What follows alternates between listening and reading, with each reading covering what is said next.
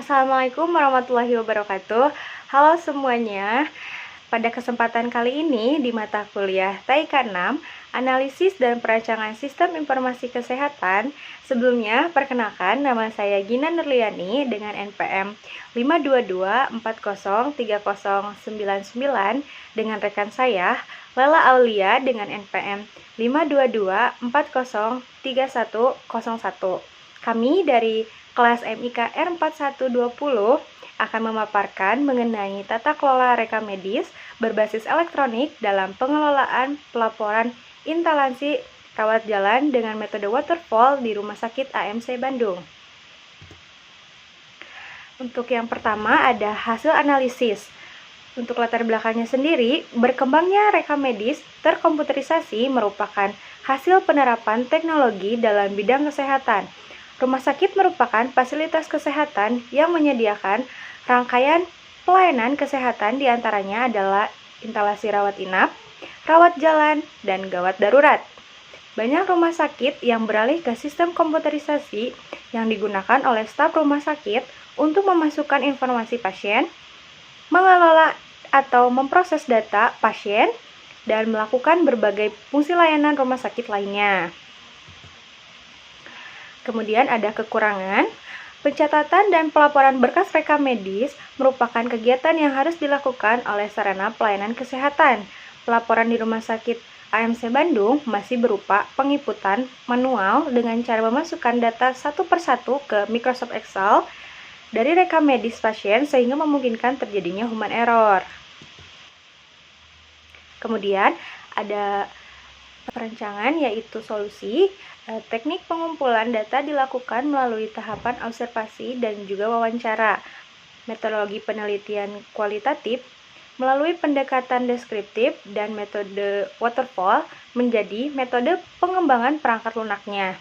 Perancangan struktural yang diterapkan pada aplikasi ini yaitu pembuatan flow map, kontak diagram, data flow diagram, dan entity relationship diagram yang diimplementasikan dengan bahasa pemrograman Microsoft Visual Studio 2012 dan media penyimpan menggunakan Microsoft Access. Selanjutnya ada metode yang digunakan. Metode waterfall dipilih untuk pengembangan aplikasi sebab metode ini bekerja secara terstruktur sehingga setiap urutan tersusun secara jelas.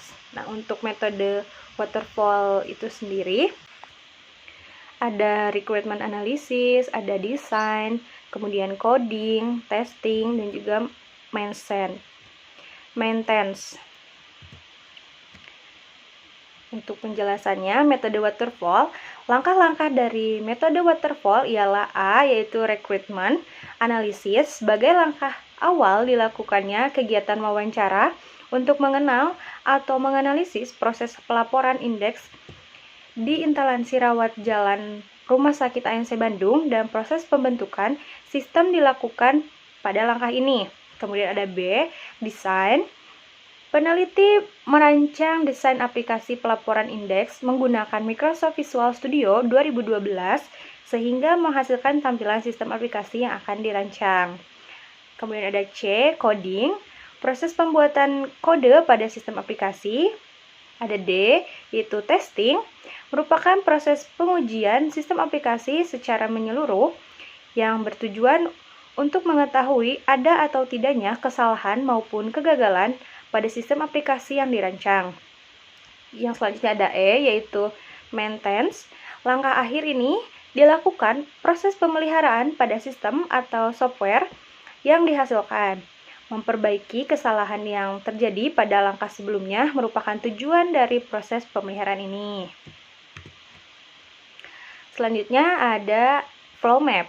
Untuk pada flow map ini terdiri dari pasien, petugas rekam medis, kemudian ada petugas ruangan, kepala rekam medis, dan juga direktur rumah sakit. Yang pertama yaitu pasien berada dari awal atau start, kemudian identitas pasien.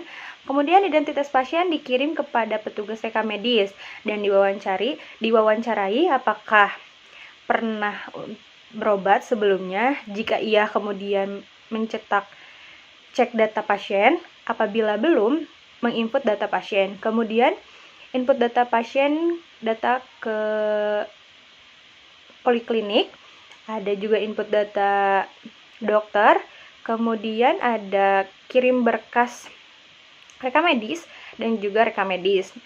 Dari data tersebut disimpan di database, kemudian dikirim kepada petugas ruangan berkas rekam medis, kemudian menuju ke pelayanan rawat jalan, kemudian input hasil pemeriksaan dan diagnosa, kemudian pengembalian rekam medis, dan rekam medis dikembalikan ke petugas rekam medis. Kemudian rekam medis ada assembling, coding, dan juga input data pasien, kemudian indexing, pelaporan, dan laporan indeks rawat jalan, kemudian disimpan di arsip. Nah, setelah dari situ dikirim juga kepada kepala rekam medis laporan indeks rawat jalan, dan disimpan juga di arsip, dan dikirim juga kepada direktur rumah sakit untuk laporan indeks rawat jalan di arsip dan kemudian finish.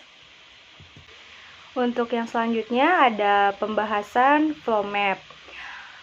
Menggambarkan kegiatan rekam medis di Rumah Sakit AMC Bandung termasuk pelaporan di instansi rawat jalan. Flow map merupakan sebuah diagram yang memaparkan suatu sistem yang digambarkan dengan simbol-simbol tertentu. Dimulai dengan pasien melakukan pendaftaran dengan menyerahkan identitas diri, kemudian petugas rekam medis melakukan prosedur pendaftaran dan berkas rekam medis siap untuk diserahkan kepada petugas ruangan. Setelah diagnosa dan hasil pemeriksaan diinput dalam dokumen rekam medis, selanjutnya dokumen rekam medis dikembalikan lagi kepada petugas rekam medis untuk selanjutnya dilakukan pengolahan data sehingga menghasilkan laporan indeks instansi rawat jalan.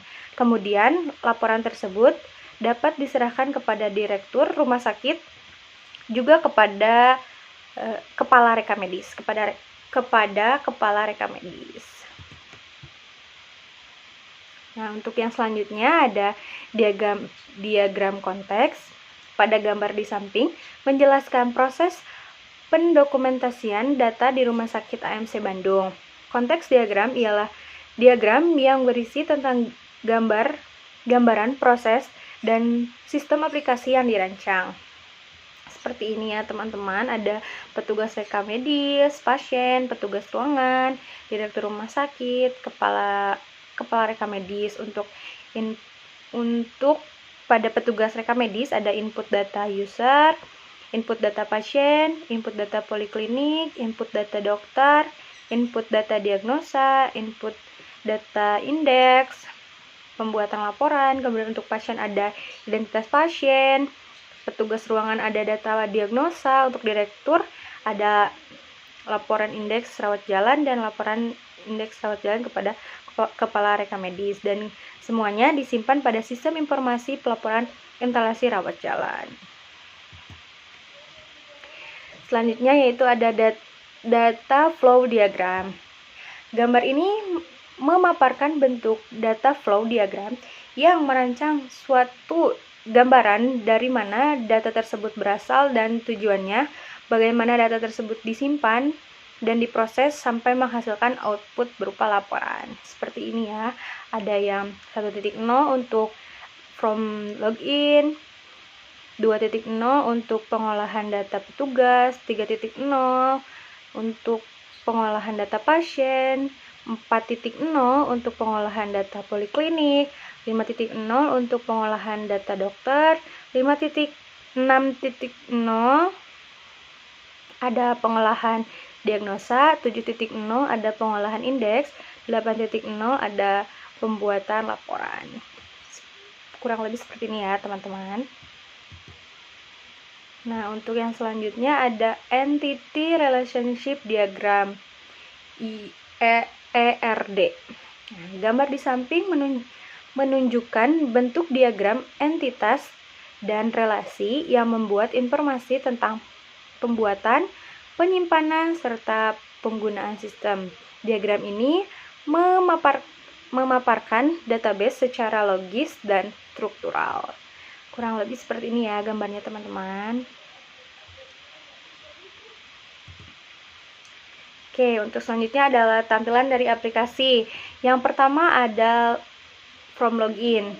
Formulir digunakan untuk masuk ke dalam sistem aplikasi sehingga user dapat mengakses seluruh fitur yang tersedia dengan login menggunakan username dan password yang sebelumnya telah didaftarkan.